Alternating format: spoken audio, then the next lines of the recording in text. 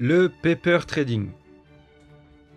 Alors, dans le monde du trading en tant que débutant, et même en tant que trader confirmé d'ailleurs, le paper trading est une chose très importante, j'insiste bien sur ça. Donc le paper trading, c'est tout simplement du backtest. Donc en gros, on effectue des tests de stratégie en simulation, donc sans miser notre argent réel, et ça nous permettra de récolter des données sur nos stratégies pour voir si elles seront efficaces ou non avant même de miser notre argent en réel donc. Et oui, il vaut mieux faire des tests en simulation sans argent réel plutôt que de le faire directement avec de l'argent réel et risquer de perdre beaucoup parce que rien ne fonctionne comme prévu. Le trading, ça va être essentiellement ça va être des tests, du backtest. Avant de trouver ce qui fonctionne pour vous et des stratégies qui seront rentables, il va falloir en amont faire de la recherche, faire du test, du backtest et récolter des données. Et tout ça, ça sera effectué justement pendant vos phases de paper trading et de backtest. En tant que débutant pur, vous êtes obligé de passer par le paper trading, ne serait-ce que pour apprivoiser les marchés, le fonctionnement des plateformes de trading, des ordres et de toutes vos premières stratégies. C'est une étape obligatoire. Et après, en tant que trader déjà confirmé, le paper trading vous suivra encore et encore, puisque vous allez sûrement vouloir continuer à développer de nouvelles stratégies, et ces stratégies, il faudra bien les tester avant d'aller miser votre argent. Donc voilà. Retenez bien que dans le trading, le paper trading et le backtest sont vos meilleurs amis, et ils vous éviteront de perdre beaucoup d'argent. Donc n'hésitez pas à les utiliser. Donc alors, comment on fait du paper trading? Donc ça va se faire directement sur TradingView, on a des outils spéciaux pour, et on a deux solutions. Donc la première solution, c'est de le faire manuellement, c'est-à-dire que vous allez placer vos positions vous-même à l'instant T. Donc exactement comme je viens de faire ici, j'ai placé une position, vous voyez, elle est ici, et en gros, je me dis, ok, mon entrée de trade, elle va se faire justement ici. Donc je place ma position justement là où je compte rentrer comme si j'étais en réel, comme ceci. Donc si je descends en time frame, on va passer sur du 4 heures, hop, pour être un peu plus précis. Disons que je rentre au cours actuel, donc c'est la ligne rouge qu'on a ici, à 27 576. Je prends ma position, je la pose à 27 576. Ensuite, je paramètre mon stop loss ici. On va dire que je mets mon stop loss, donc le SL, au niveau du plus haut qui est ici. Donc je le paramètre au niveau du plus haut, comme ceci. Et ensuite le TP, donc le take profit. C'est là où on va prendre nos profits. Moi, j'ai envie d'aller sur cette zone-là. Donc, hop. Et je paramètre le TP jusqu'à ici. Hop, comme ceci. Et maintenant, j'ai plus qu'à attendre et voir ce qui se passe. Donc, voir si cette position en simulation, bien sûr, puisque je ne suis pas allé miser mon argent sur un exchange. Je fais du backtest manuel sur TradingView. Donc, j'ai plus qu'à attendre que le prix continue le cours de sa vie et pour voir si ma position serait gagnante ou perdante. Si le prix dépasse le TP, c'est que ma position était gagnante. Mais bien évidemment, une seule position, c'est pas du backtest. Il en faut minimum 200, 300 pour récolter beaucoup d'informations et avoir du recul justement sur sa stratégie. Mais bref, on va voir ça plus tard. Je vais vous montrer la deuxième solution pour effectuer du backtest. Donc la deuxième solution, c'est un outil intégré dans TradingView directement qui permet de faire de la simulation. Donc ça va vous placer des ordres avec des montants comme si c'était en réel, mais c'est en simulation. Donc ça, c'est plutôt pas mal aussi. Et l'outil, il se trouve juste en bas ici. Vous allez dans Espace de trading. Hop, vous cliquez dessus. Et là, vous allez avoir plein de petits panneaux comme ça. Et vous allez trouver Paper Trading ici. Vous allez marquer Connecter. Connecter. Et voilà, maintenant, vous pouvez cliquer dessus pour le fermer. Et maintenant, on va aller ici. Donc, panneau d'ordre. Donc, c'est les deux petites flèches comme ceci. Vous cliquez dessus. Et ça vous ouvre un nouveau panneau. Donc là, vous allez prendre votre position directement comme si vous étiez sur un exchange. Donc vous allez indiquer votre prix d'entrée, votre prix de profit et votre prix de SL. Avec bien sûr le choix d'une entrée au marché ou en ordre limite. Donc là, pour pas s'embêter, on va faire une entrée au marché. On va vendre. Donc là, on choisit vendre ou acheter, donc un short ou un long. Nous, ici, on veut vendre. Comme on va reproduire la position que j'avais juste avant. Je veux un SL, donc je coche le SL. Et je veux un TP, donc je coche le TP. Donc le SL, on avait dit que j'étais par là à 30 984. Donc j'indique ici 30 984. Le TP était ici, donc 21 530. J'indique ici 21 530. Hop. Et maintenant, donc, si je clique sur vendre, donc là, on a la quantité de mon trade, donc c'est une unité, donc un bitcoin. Je clique sur vendre. Et voilà, il m'ouvre ma position et c'est comme tout à l'heure. C'est exactement ce que j'avais fait tout à l'heure. avec une position manuellement simulée. Donc j'avais fait un truc comme ceci, hop, le SL ici et le TP ici. Vous voyez, c'est exactement la même chose. Sauf que ici, avec l'outil de paper trading de TradingView, il nous affiche directement notre plus-value ou nos pertes. Donc là, vous voyez que si le SL est touché par rapport à ma mise de départ, donc qui était une unité de Bitcoin, donc 27 500 $, si le SL est touché, je perds 3 400 $. Ici, si le TP est touché, je gagne 6 000 $. Et là, il vous affichera en temps réel où vous en êtes. Donc si vous êtes en perte ou en gain. Là, actuellement, je suis en perte de 1 $. Donc ça, c'est du simulé 100%. Il n'y a aucun argent qui est misé ici. C'est juste une simulation. Et ça nous permet de justement de comprendre le système, de récolter des données et de voir si la stratégie fonctionnerait ou pas. Et donc, quand le cours du prix du Bitcoin aura fait son chemin, et par exemple, imaginons qu'il descend comme ça et qu'il prend mon TP, le trade va se clôturer de lui-même et les informations, les données du trade se retrouveront justement ici en bas. Vous voyez, vous recliquez sur Trade Simulé et vous avez toutes vos informations. Et vous retrouverez tous vos ordres, vos historiques, etc. etc. Et même un journal de trading. Donc franchement, cet outil est pas mal. Je vous invite à l'utiliser le plus souvent possible. Et donc voilà pour ça. Maintenant, si vous voulez faire des modifications sur votre trade qui est en cours, un trade simulé en cours, vous prenez juste, par exemple, si je veux déplacer mon stop loss, parce que imaginons que le prix descend ici, que je veux sécuriser ma position, je peux descendre mon stop loss et le remettre à BE, donc ici, à break-even. Je clique sur modifier, hop, et voilà, il me redescend mon stop loss à break-even, mais je vais le remonter puisqu'on n'y est pas. Hop, donc j'étais ici, et pareil pour le TP. Après, si je veux supprimer carrément un des ordres, donc par exemple, je vais enlever le TP, le take profit, je clique sur la petite croix, et je fais OK. Et là, je n'ai plus de TP. Donc, c'est-à-dire que ma position ne se clôturera pas toute seule quand le prix atteindra l'objectif que j'avais en vue. Donc, voilà pour ça. Je vais quitter la position, fermer la position. Voilà. Vous voyez, il vous laisse même des petites marques sur vos entrées et vos sorties directement sur le graphique. Donc ça, si vous voulez supprimer pour pas que ça fasse des marques de partout sur vos graphiques, je crois que c'est dans les paramètres. Vous allez dans Trading et là, vous décochez Exécution. Vous voyez, hop, ça a disparu. Vous faites d'accord et voilà. Vous n'aurez pas les anciennes positions tout le long de votre graphique. Donc voilà pour les deux outils justement qui nous permettent de faire des trades simulés et du backtest directement sur TradingView. Donc ça va être à vous de choisir lequel vous préférez. Moi, je le fais en manuel, donc c'est-à-dire que je place mes positions comme si j'entrais à l'instant T. Hop, je place mon TP, mon SL. Et après, je prends des notes. Donc ça, dans tous les cas, prendre des notes, il va falloir absolument le faire et je vais vous montrer comment. Donc on va utiliser ce qu'on appelle un classeur de trading. Donc pour ça, on va se rendre soit sur Excel pour Windows, soit sur Numbers pour MacBook. Donc moi, je suis sur MacBook, je vais vous montrer sur Numbers, mais c'est à 90% la même chose. Donc là, je vais vous montrer, moi, mes tableaux, mes classeurs de trading pour que vous ayez un exemple. Vous pouvez même les copier si ça vous plaît. Donc on va aller voir ça tout de suite. Vous voyez ici. Alors, qu'est-ce que j'ai mis dans ce tableau? Donc j'ai... en haut ici toutes mes colonnes. Donc la première colonne c'est le mois, donc vous voyez ici c'était le mois numéro 1. Ensuite on a le mois numéro 2, 3, etc. Et je peux voir mes performances justement de chaque mois. Ensuite on a les semaines, donc semaine 1, semaine 2, semaine 3, etc. etc. Et ensuite j'ai la date. Ensuite j'ai un peu customisé les couleurs, etc. J'ai même mis les numéros de chaque trade ici. Ce qui va être important pour vous, donc c'est surtout donc la date, la paire sur laquelle vous allez trader. Donc si vous entrez un trade par exemple sur ici j'étais sur Ethereum, donc ETH USDT, je note ETH USDT dans la paire. Ici j'ai mis le type d'ordre, donc là c'est soit achat ou vente. Ça, vous n'êtes pas obligé, c'est juste de la customisation. Ensuite, le levier utilisé, ça c'est assez important. Donc vous voyez, au début, je n'avais pas cette information, je l'ai rajouté que après. Donc là, vous avez levier x20, x10, x15, x5, x6, etc. Comme ça, vous savez ce que vous avez fait pendant votre trade et le levier que vous avez utilisé. Ensuite, ça, c'est le nom du setup. Et là, important, la mise de votre trade.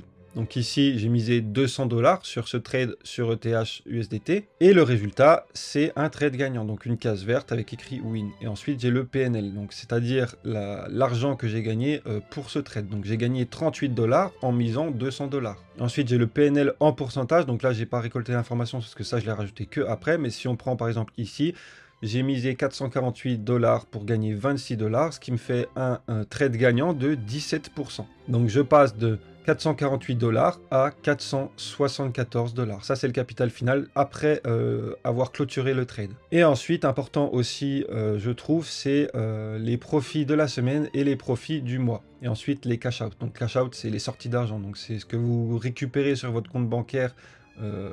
Donc en gros la conversion crypto fiat, comme ça vous avez un suivi de vos sorties. Donc pour les profits de la semaine, c'est simple, vous calculez juste le pourcentage de profit que vous avez fait justement depuis le début de la semaine. Donc vous prenez le capital total que vous aviez au début de la semaine et vous faites le pourcentage en fonction du capital final que vous avez à la fin de la semaine. Pareil pour les profits du mois et vous aurez un suivi justement de votre progression, et ça c'est super important. Vous voyez qu'ici au cours des semaines, au cours des mois, j'ai été que dans le positif. Là ici j'ai fait un mois négatif, j'ai d'ailleurs fait une pause juste après, mais vous voyez que ça se succède, ça veut dire que mes stratégies sont très performantes. On voit aussi qu'il y a plus de vert que de rouge, donc voilà. Et on voit bien que le capital il grossit au fur et à mesure. Donc là voilà pour le tableau. Alors oui, j'ai juste oublié de vous dire, il faut une case notes. Donc moi, dans Numbers, je rajoute des commentaires pour mes notes. Par exemple, si on prend le trade là, numéro 22, donc NIR-USDT, si je vais dessus, vous voyez, j'ai une petite note qui s'ouvre. Et ça, c'est les notes que j'écris de ce que j'ai vu, donc de mes observations ou alors de mes erreurs que j'ai fait pendant le trade. Donc ici, mon erreur, c'était que j'ai pas tenu le trade jusqu'au TP final, donc que je l'ai clôturé trop tôt, alors qu'il était gagnant. Donc ça, je vous invite à noter absolument tout ce que vous voyez sur chacun de vos trades, vos erreurs, par exemple émotionnelles ou techniques, peu importe, vous notez tout ce qui vous passe par la tête. Comme ça, vous aurez un visuel justement sur les erreurs que vous commettez le plus souvent, etc. etc. Donc là, il vous faut une colonne notes et il faut absolument la remplir. Donc voilà. Ensuite, pour tester une stratégie, imaginons que vous avez une stratégie, vous voulez backtester pour savoir si cette stratégie est rentable. Donc ce que vous allez faire comme ceci, vous allez utiliser les outils de simulation TradingView, et donc pour savoir si votre stratégie elle est rentable, vous devez avoir un minimum de 200 voire 300 trades de backtest. C'est-à-dire que vous devez prendre des données sur 200 trades test, comme ceci. Ça c'est un trade test, vous devez en faire 200 comme ça pour avoir un maximum de données et de recul sur votre stratégie. Certains diront même plus que ça, ils diront 500 minimum voire 1000 minimum. Moi, j'estime que 200-300, c'est déjà vraiment pas mal. Après, c'est à vous de voir. Donc, par exemple, imaginons là, sur 200 trades, imaginons, j'en ai, 125 qui sont gagnants et 75 qui sont perdants. Donc, vous avez ces données, donc à la fin de votre backtesting de 200 trade tests, pour calculer la rentabilité de votre stratégie, vous prenez votre petite calculette, vous faites, donc, trade perdant 75 divisé par 125, vous faites égal, et là vous avez 0,6. Vous faites 0,6 fois 100, et vous avez le pourcentage de rentabilité de votre stratégie. Donc là, vous avez 60% de win rate sur cette stratégie. 60% de win rate sur une stratégie, c'est un bon résultat.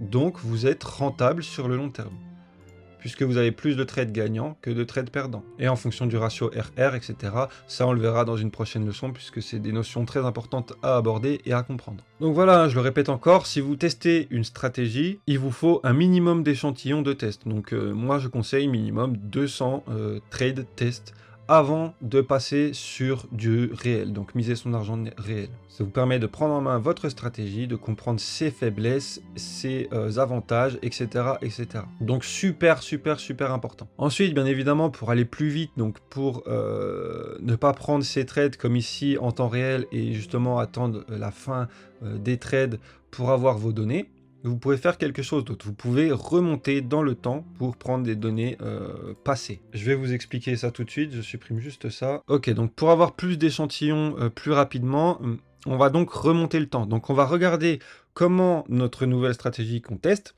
elle se comporte sur les anciennes données de marché. Donc là, ce sera à faire manuellement, hein, on va pas pouvoir utiliser l'outil de TradingView, donc on va faire tout comme ceci. Donc, tout simplement, on revient en arrière, comme ceci. Alors, je vais juste supprimer tout ce qu'il y a sur le graphique.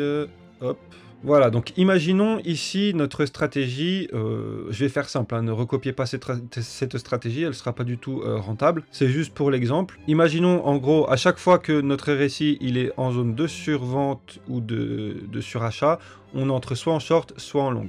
Donc si on est en survente, on entre en long, si on est en surachat, on entre en short. Donc là, pour backtester ma stratégie, donc je le fais manuellement. Ici, on a un surachat, donc je rentre en short, je prends ma position short, je me mets là où on est rentré en moment de survente. Donc c'est par ici. Disons que je vais prendre un RR de 2 pour 1 et que je veux risquer maximum 5%. Hop, je me mets en 2 pour 1 et on voit que le trade était gagnant ici. Donc là, ça me fait un échantillon. Ensuite, j'en ai un ici, donc je vais cloner ça. Hop, il est ici sur cette grosse bougie verte, donc je le mets ici. Ça, c'est un trade perdant. Le SL a été tapé. J'ai un deuxième échantillon. Ici, j'ai une position longue à prendre puisque je suis en survente. Donc ça s'est produit ici. Pareil, je risque 5%. En 2 pour 1, et ici c'est un trade gagnant, donc ça me fait une donnée en plus. Vous voyez, j'ai déjà 3 trades en remontant dans le passé, donc je vais reculer comme ça, et je vais prendre des trades simulés en fonction des données de mes indicateurs et de ma stratégie. Et vous pouvez remonter très très loin comme ça, et prendre des données de très loin. Par exemple ici,